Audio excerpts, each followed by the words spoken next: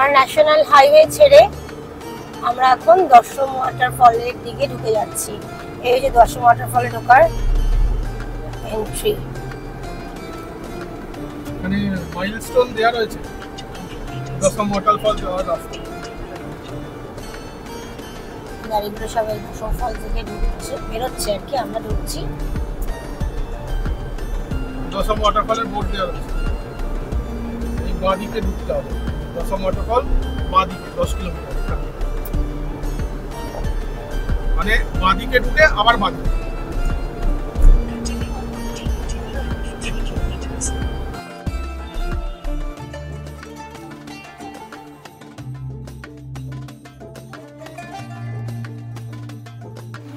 এই হচ্ছে দশম ফলসের পার্কিং এরিয়া। আমরা এখন দশম ফলস এসে পৌঁছেছি। এই যে সব গাড়ি পার্ক করা আছে, এই হলো দশম ফলসের পার্কিং এরিয়া। মেন পার্কিং এরিয়াটা ছোট, তাই বাকি গাড়িগুলো যেগুলো এখানে ঢুকতে পারছে না সব রাস্তায় পার্কিং করেছে। পার্কিং চার্জ এখানে 50 টাকা পার গাড়ি। আমাদের থেকে এখনো কোনো টিকিট কেউ চায়নি, শুধু পার্কিং চার্জ নিয়েছে 50 টাকা। এখানে প্রচুর দোকানপাটও আছে খাওয়া দাওয়া করতে চাইলে। আর এই হচ্ছে ফলসে নামার সিঁড়ি।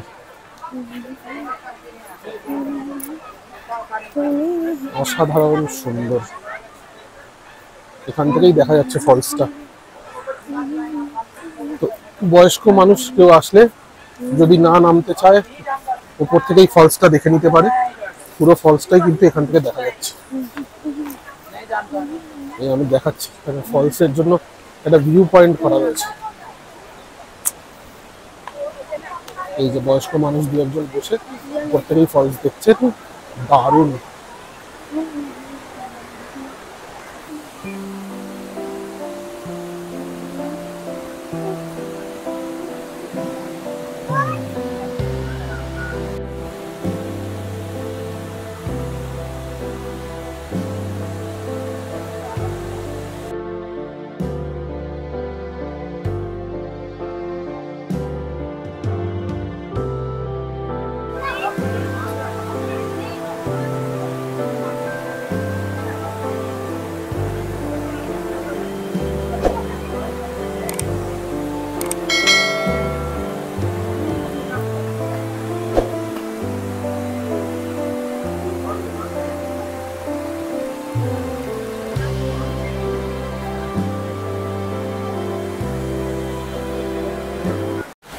এখন মেয়ের সাথে মেয়ে জামশেদপুরে জামাই চাকরি করে, আমি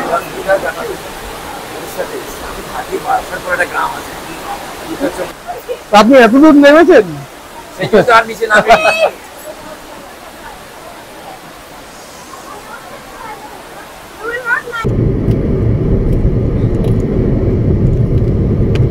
বেশ খাড়াই রাস্তা।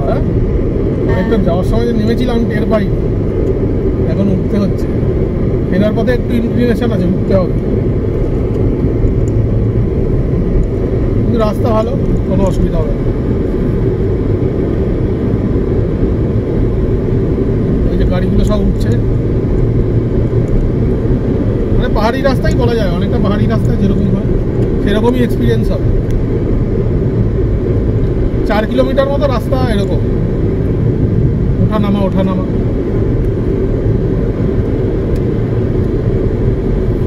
আমরা যখনই জামশেদপুর ঢুকি তখনই বৃষ্টি হয়।